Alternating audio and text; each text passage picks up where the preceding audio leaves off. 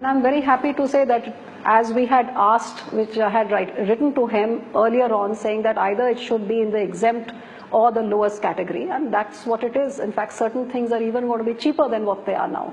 So I would really congratulate him and in ensuring that neither the consumer is going to suffer, nor is the industry going to suffer, and food is not going to cause inflation. While the fine print will come out in the near future, I just want to pick up a couple of items, which is, for instance, things like jams or ice cream have moved to the 18% category. Was that part of the understanding, or did that come as a surprise to you? No, that was a part of the understanding.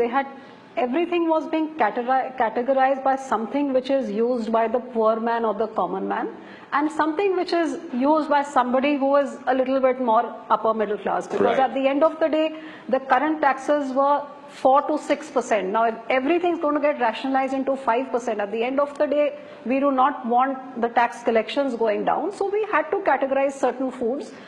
And an ice cream or a beverage or a jam or a jelly is not really something which is consumed every day by a poor person, you know. So yes, there are, in the food bracket also, there is something which is a little bit more luxury and something which is just too basic, and that's what's been kept in the lowest category. And you and the industry were sort of prepared and anticipating this? Well, I knew it was coming. Obviously, be it the ice cream industry or the jam industry, they probably wanted it to be at par with the others, but I knew that there would be a certain categorization. I have one more point on this. For instance, the raw foods category is in the exempt basket, which is 0%.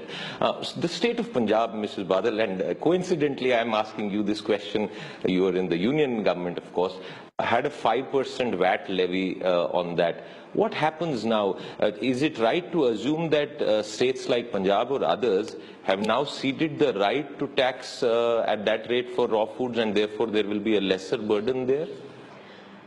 Definitely, if there's going to be one nation, one tax, Punjab cannot put any additional taxes. They have to put whatever has been decided by the GST. They were very much a part of the GST Council, so they have agreed to it. And as you know, that to make it fair for everybody, anybody losing revenue for any reason, there's also a compensation clause which is there. States are going to be compensated for any kind of tax losses which they may have.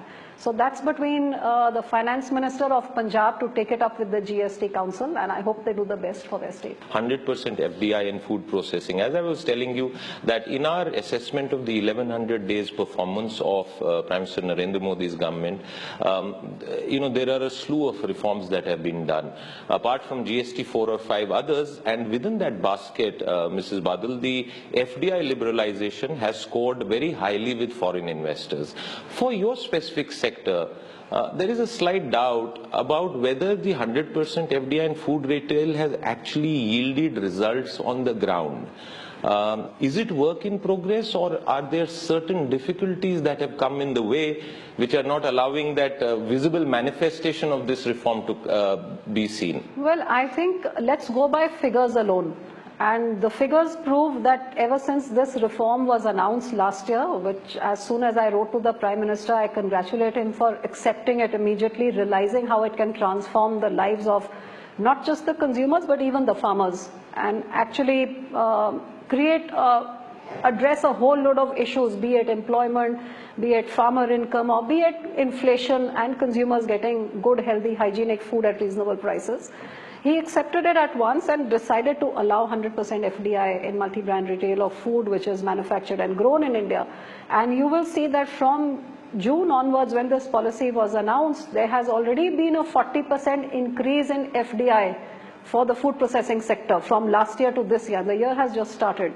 If we talk about retail, I would say that when you see big e-com companies like Amazon committing 3,500 crores over the next few years, and also talking about diverting into the brick and mortar model for the food sector, I think goes to show that this sector has the amount of potential and opportunity that an e-com company is considering getting into brick and mortar as well. Right. When you have a grofers and a big basket also applying for, to be given the necessary clearances and the licenses, goes to show that even in its existing model, there is a tremendous scope and there is tremendous lot of people who are interested in it. Now, there is no doubt that when I went abroad, to showcase the new policies, which a lot of people did not know about. A lot of the big retail chains said that we already have an existing model which, we replicate in every other part of the globe. That's a model, and we just go and replicate it everywhere else, because traditionally in the big retail chains, it's food plus other HPC or non-food items as well. Well, that was the Food Processing Minister in an exclusive conversation with BTVI.